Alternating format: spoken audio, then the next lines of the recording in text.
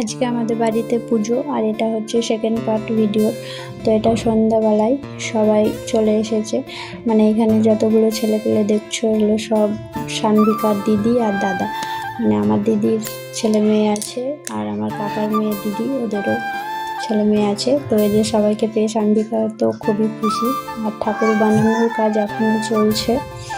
আর তারপরে আমি গেছিলাম একটু কাকুদের বাড়ি, এই যে এখানে সবকে খাওয়া দাওয়া করাবে, তার জন্য লুচি ভাজা হচ্ছে। আর কীর্তনের দল বলেছিল, আমাদের পাড়ারই কীর্তন, তো এখানে কীর্তন হচ্ছে। আর ঠাকুর বানানো কমপ্লিট হয় প্রায় 9:45টার দিকে। তো তখন থানে বসিয়ে দিল ঠাকুর, আর তারপরে আবার আমি চলে এসেছিলাম কাকুদের বাড়ি। তো এখানে মালা বানানোর জন্য আর পুজোর জন্য ফল বানানো ওখানে হচ্ছে দেখলে। তো আমার মালা বানানো শেষ করে খাওয়া দাওয়া করে আমি চলে এসেছিলাম বাড়ি। আর বাড়িতে এসে একটু ঘুমিয়েছিলাম ওই 2 ঘন্টা মতো। আর ঘুম থেকে উঠে আবার মানে পুজো দেখি। তো তারপরে আর ঘুমাইনি, 2:30টার দিকে পুজো শেষ হয়। তারপরে আমরা ওখানেই সবাই বসেছিলাম, ঠাকুরমশাই গল্প করছিল, আমরা শুনছিলাম।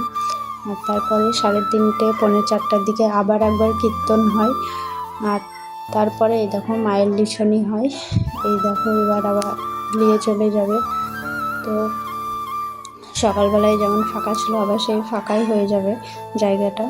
তো এখানেই শেষ করলাম ভিডিওটা।